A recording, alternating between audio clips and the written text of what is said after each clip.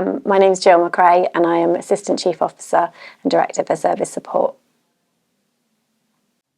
So how do I balance home and work life? I don't always get this right.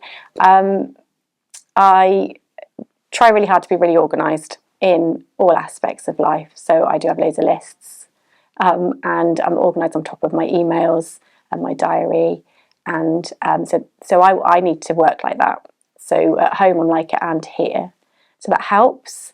But I also, in work life, know the importance of taking time off and having time for holiday and time with your family. So I will make sure every year I've done that. And there's blocks of leave so that, because there's never any time to find leave once you get into the year and things happen. So I also think that the fire service is brilliant for flexibility because you can still go and do school plays, school pickups, go and take your son to football because there's flexibility. So the only thing I need to work on is if I'm working late at night because I've been able to do something in the day, is not sending those emails to people that think that they've got to respond because I've emailed. So I think that I don't always get it right, but I work really hard at being as organised as possible. But I do have really good family support to back me up.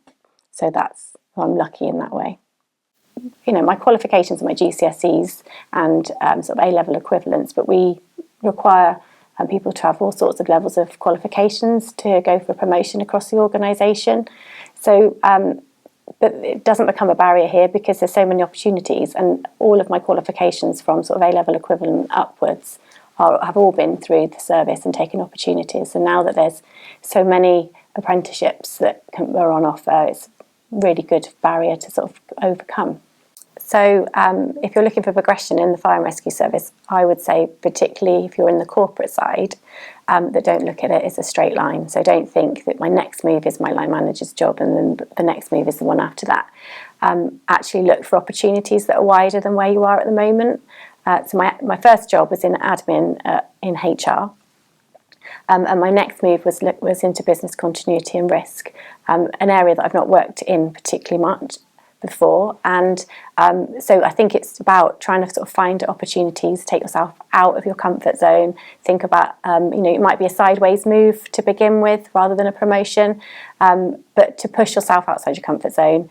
But I also think what's really important is about building relationships with people across the organisation, kind of learning more about how the organisation ticks, what each department does. So my advice is don't think of it as a straight line, think of it as opportunities that are wider than that.